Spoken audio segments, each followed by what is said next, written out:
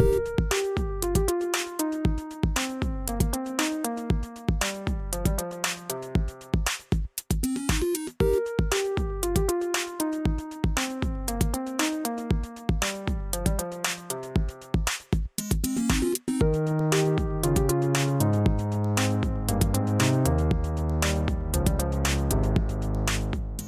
guys, and welcome to another GameXplain discussion. I'm your host, Derek Bittner, and I'm joined today by Ted from Brain Scratch Comms for part 2 of our discussion about the latest Fire Emblem information. So let's get back to it.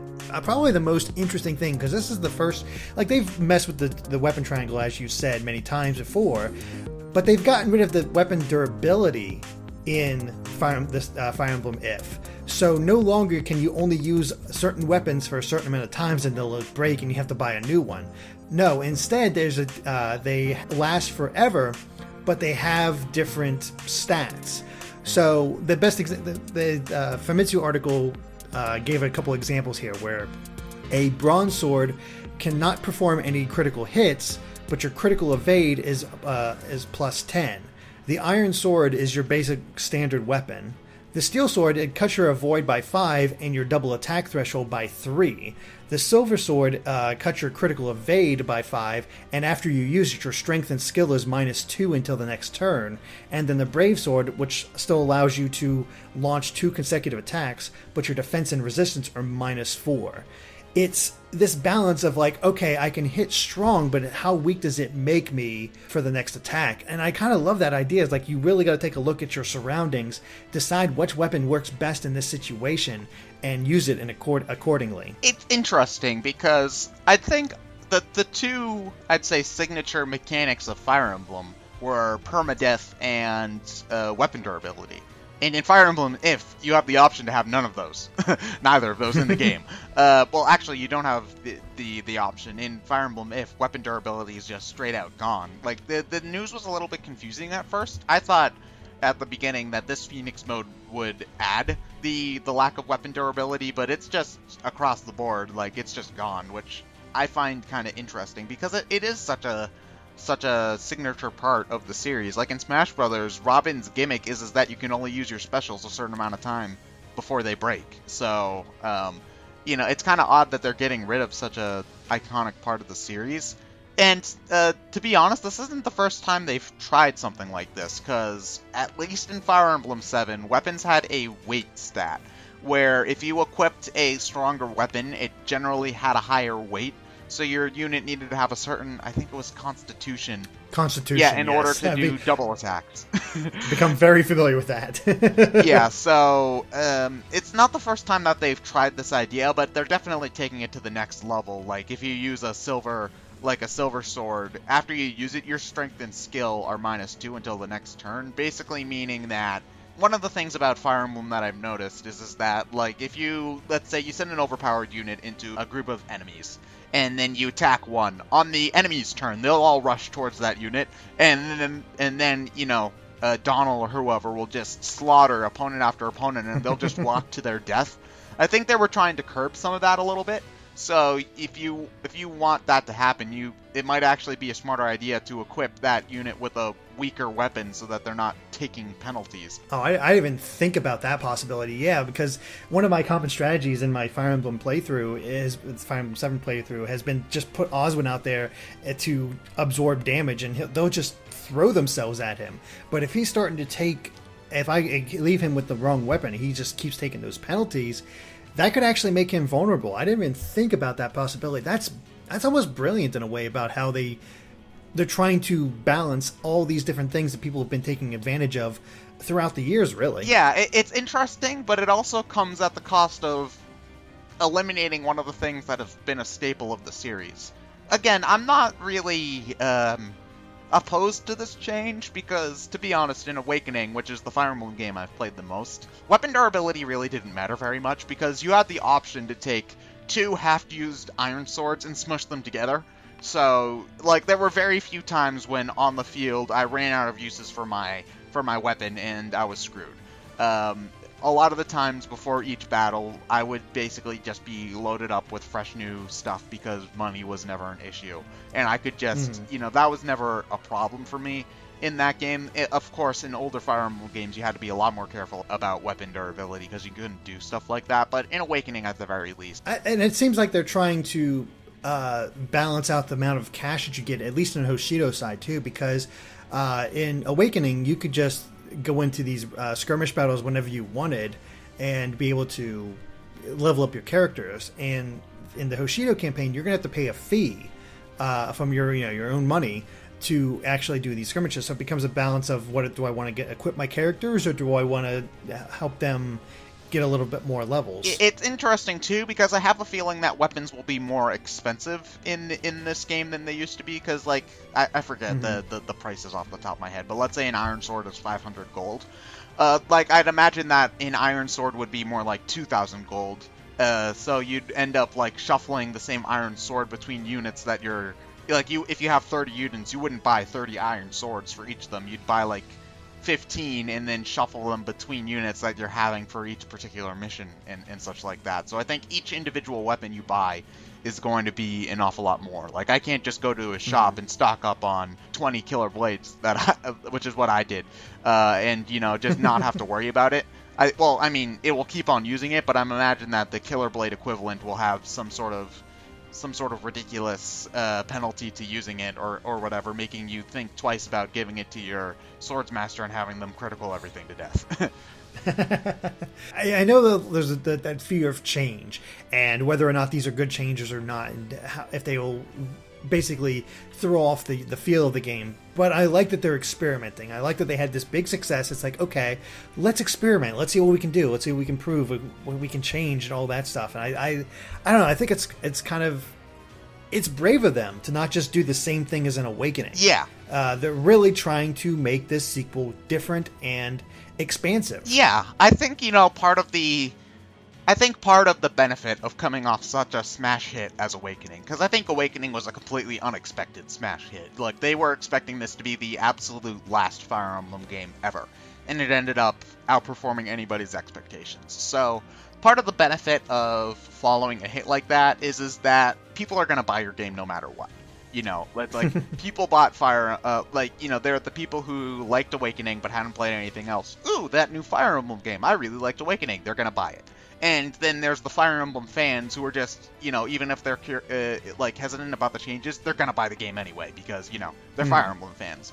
So this is giving them a unique situation where they can change these things without really any negative consequences because people will buy this game anyway. And even if that ends up being like a massively hated change, and I'm not going to say that it is because, even though it's different, it is interesting on its own merits. But let's just say, for sake of argument, everybody hates this change. They can just go back the next game, and no harm, no foul.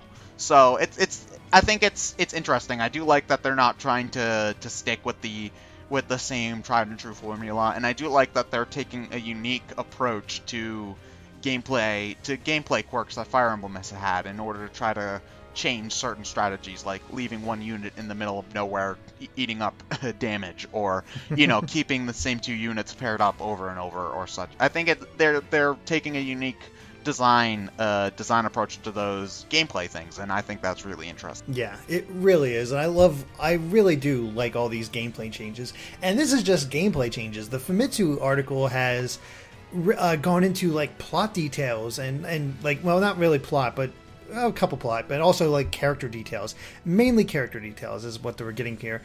Just real quick, I'm just going to go over as much as this I can. Your avatar, like before, you can change the gender, appearance, and voice. However, you can also change select hair accessories, perhaps only for the females, and facial features. So you'll be able to have a lot more variation to your avatar here. That blue-haired girl, the songstress, we finally know her name is Aqua, which I think we said about before. But actually, what's interesting is she might actually be in the reverse position as the avatar, where she is the Princess of Nora taken prisoner by the Hoshido, basically the opposite of the avatar, which might be why they have such a connection, or why they're shown together, or why she's so important in this way. I'm very curious how that is all going to play out. And then we just have character after character after character that they're showing here. And the main thing here is that all the connections to the dragons. Both royal families revere something called the divine ancestral dragons, and every royal member has the dragon's vein ability, which is what they used in order to create those bridges, flatten mountains, cause earthquakes, and all those, like, a bunch of other effects they're going to be able to do in the gameplay themselves. It feels like they're trying to make this as expansive and as, I don't know, just crazy as possible. Well, first off, I'd like to point out that you thought that their conflict might be related to the dragons in your Fire Emblem analysis, so good job there. I also, like, this is just a small thing, but I like that, well, I don't want to say I like that Aqua's taken prisoner by the Hoshido, because, like, that's not fun. But I like that kind of implies that the Hoshido aren't just the total goody-goody side, which, you know, was kind of one of my issues, like, one of my concerns was that, like, the Hoshido were, you know, if you play the Hoshido campaign, like, these people are just the unquestioned good guys fighting the evil bad guy. I like that there's probably going to be some more moral ambiguity to that, even if you pick the Noir side, because it's been pretty clear that there's definitely going to be some kind of sketchy things going on if you pick the Noir side, but I like that there's at least hints of that going on the Hoshido side too. It keeps things balanced.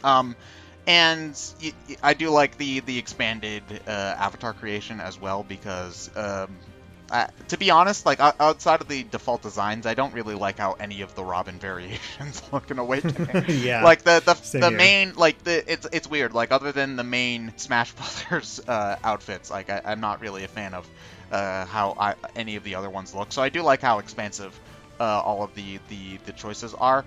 I think it's just, there's a lot of information about the different characters here, and you know, some characters will only join your side on one campaign or the other. That's all. I think that basically just goes without saying. But it definitely looks like they're trying to make the characters likable and nuanced. Yeah, same here. And we got some very interesting classes for each of them. Like, Marx is a paladin, Camilla is a revenant knight, Leon is a dark knight, and Elise, who's the little sister character, is a rod knight. Which I don't think I've ever heard before. I looked it up, I was like, is that maybe a troubadour? Like a Japanese version of a troubadour? But no, that seems to be an original class. And then the Hoshido side, we got some also new ones. Like, we got some more typical ones, like a Pegasus warrior for Hanoka, Takumi is a bowman, as we thought, and then Sakura is a priestess, which is probably just a cleric. Yeah, maybe Rod Knight might be one of those, might be a class that specializes in those new type of weapons, like the dark weapons. Perhaps, like, I don't know how a rod would necessarily be that, but I don't know. I'm just kind of throwing things out there. Maybe she can use offensive magic as well. That would be cool, definitely. Like, oh yeah, that just, you know, I just realized that the different kind of combinations that could be had if you think about this. Like, you could have characters that use, like, magic and hidden weapons, or like bows and hidden weapons. Or maybe just axes and magic. Has there been a Fire Emblem game where somebody could just use axes and magic? Because if not, they need to make a unit that can do that. I don't think so. Because, like, think about how cool that would be conceptually. Like, somebody, like, jumping in, shooting a fireball out of one hand while holding a giant battle axe with the other. That would be awesome, right? Come on. Yeah, no, totally would. It totally would. I think that brings up another thing. A great thing about this new Fire Emblem, though, is that I'm really excited to try out. We have all these different classes. We have maid classes, butler classes. The promoted form is called a Great Butler. How amazing is that? Plus, we got shinobis. I love how they're really embracing each of the like this new Eastern culture, and, like, basically finding new classes or ways to have the old classes updated for this more Eastern influenced Fire Emblem. And I think it's just coming together, and it's something that, just a really interesting way that I really do want to try both sides. Oh, no, definitely. Like, I know that the butler class is probably just going to be given a standard weapon or whatever, but I'm kind of just imagining them, like, going up to the enemy, would you like some tea, sir? And then pouring, like, poison tea down their throat or something. But yeah, definitely, they're trying to make each side feel as distinct as possible. I think not only in terms of their aesthetic, but also their gameplay. Like, you know, they look very different, but I think that we're going to get a lot of very distinct units and classes on each side, so you'll be kind of encouraged to play both. I think that's a really great way to handle all this. I think that's a great way to, like, encourage people to try both. They can start with whatever their favorite is right off the bat, and then they switch to the other, try out something different, and see how it goes from there.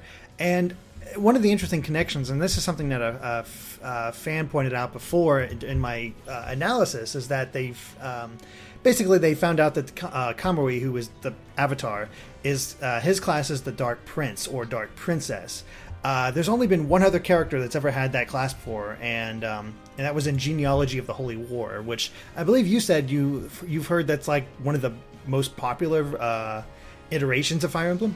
I'm not sure, like, in Japan, because apparently in Japan people really like the third game, which I think is the SNES game starring Marth. But at least when I've talked to people in the US who have played the game on, like, an emulator or something, people really like Genealogy of the Holy War, because apparently it introduced a lot of different things. Like, the family system from Awakening is kind of like a twist on a similar thing in Genealogy of the Holy War. And apparently certain, like, maps in Genealogy were absolutely gigantic. Again, I haven't played this game for myself. Neither. I don't like fan translations on principle, because it's just, you know, I'd rather play the game in an official release. And one thing that I really hope that Nintendo does eventually is they remaked Fire Emblem 1 and 3. I hope that they remake Genealogy at some point, so that all of the, I want to say, most popular Fire Emblem games get released worldwide at some point. And even if it isn't like a major remake, like they do something like they re-release the game on the Virtual Console and then translate the script, or whatever. Yeah, I'd totally pick up those games if they re-release some of the older Fire Emblem games, because it'd be interesting to go back and see the history of the game. And I looked up the Dark Prince. It's basically an enemy-only class. But it was also belonged to a character named Julius, who, you know, refers to the title Prince of Darkness. It also has a connection to Sacred Stones, where the class is very similar to the Necromancer class. So it's interesting how they are pulling from their history with some of these classes, and I don't think the Dark Prince is going to be quite the same as those. Who knows? But it definitely implies that you'll be able to use lots of magic, lots of weapons. Basically, you're going to be pretty much like the Avatar of the first one. You can use weapons, and you can like standard weapons, and you can use magic. So you're overpowered as all hell. Well, I like that too, because part of the thing about having an avatar is you want that to kind of be a reflection of yourself, so you can focus it in certain ways. Like, you have the option to be more of a magic user or more of a weapons user, although, to be perfectly honest, I haven't seen anybody who's made Robin more of a physical fighter, because magic. I mean, unless if you're using the Levin sword, because that's awesome. But, you know, again, like, I think they want to give you the option to kind of branch out in any way you want. Like, do you want to be more of a sword person? Do you want to be more of a magic person? Do you want to be a jack of all trades kind of person? So, giving you that choice, if you want a unit that can kind of branch out and do whatever you want them to, making it be the Avatar just makes the most sense. Well, I think that finally covers all the new information that's come out about Fire Emblem, and it looks like we might get to do this on a weekly basis now with this whole Famitsu thing is correct, but I'm excited. I really cannot wait to play this game, and it sucks that it's not coming out in the US until 2016. Yeah, it's very strange to think that this game is coming out so soon in Japan, and we're going to wait a while for in the US. It also means that, unfortunately, I'm going to have to go into spoilers dodging mode again, which sucks. But, you know, whatever, I'll live. But yeah, it's very strange that this game is coming out so soon in Japan, and we know very little about it still in the US. So I'm hoping that once the game comes out in Japan, we'll finally start seeing some, like, official localization type stuff, like what the Avatar's localized default name will be, or whatever. So yeah. Alright guys, well I think that covers it for our Fire Emblem discussion, so thank you guys for watching, and if you like this video, be sure to like us on Facebook and Twitter at GameXplain. And Ted, where can they find you at? I am a part of Brain Scratch Comms, where we do commentaries on all sorts of different video games. We will be doing Fire Emblem at some point, but we've got like 12 other games to get through first, so it'll take a while. So yeah, maybe before Fire Emblem 14 comes out, who knows? It's still a possibility. We've got a long time to wait. Alright, and of course stay tuned to GameXplain for more on Fire Emblem and other things gaming too. Until next time guys, bye.